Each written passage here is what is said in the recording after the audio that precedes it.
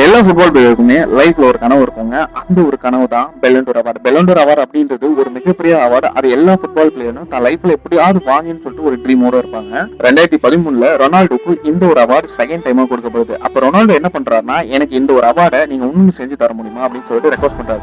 Because players இந்த மாதிரி request பண்ணாங்கன்னா அவங்க அதே போல அதை ரெடி பண்ணி கொடுப்பாங்க.